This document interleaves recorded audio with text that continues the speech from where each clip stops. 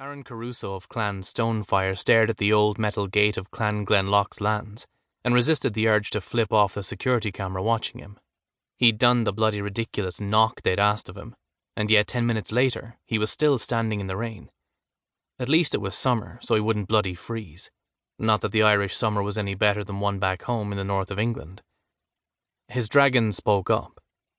"Forget about the weather. We will see her soon. Not even dropping me in a vat of poisonous snakes will get me to kiss her, dragon, so shut it. This isn't Italy. Teagan is different." Teagan OShea was the Irish leader of Clan Glenlock. "I learned my lesson about females. Maybe in 10 years I'll change my view. But for now, they're more trouble than they're worth. Try telling that to our mum." "Stop with the logic. Of course mum is different." The metal gate screeched as it opened slowly. In a few seconds it revealed the form of a young male with red hair and the softness of late adolescence. Aaron added, "Great. They sent us a child. So much for a diplomatic welcome." The boy's lilting accent prevented his dragon from replying. "Sorry for the delay. Matters came up." Aaron grunted. "Fine. Can we get out of the rain now?" The boy raised an eyebrow. "They mentioned how cloudy weather made you tetchy. Odd, given where you're from."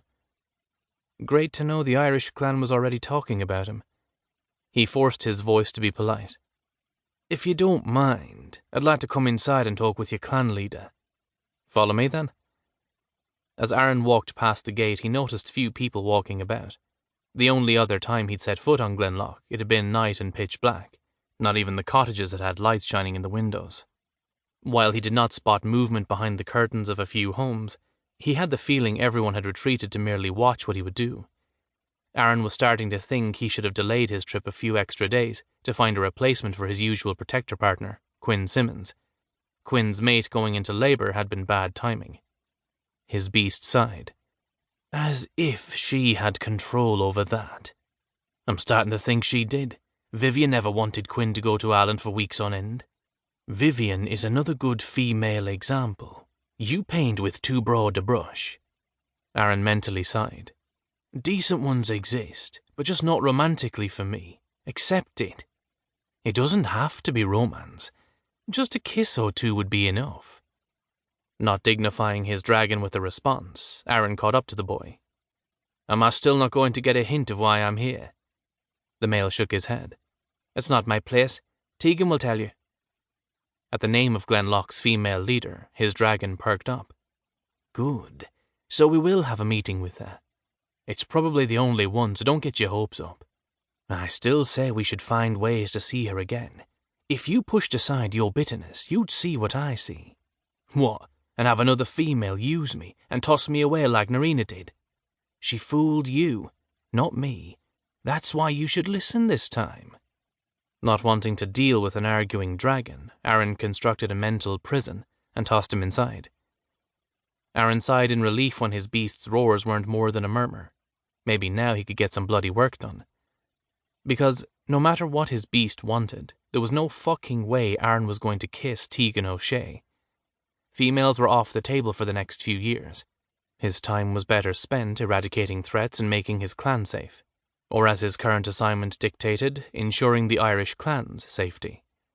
As they finally walked away from the area packed with cottages, the large looming shape of an old castle came into view.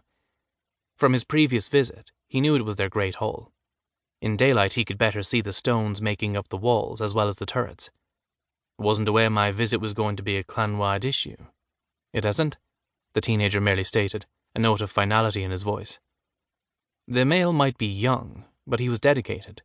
Aaron didn't think he'd spill any more information, so he merely followed the Irish bloke into the great hall and down a set of stairs. However, instead of turning down a corridor like his last visit, they went down a few more flights of stairs.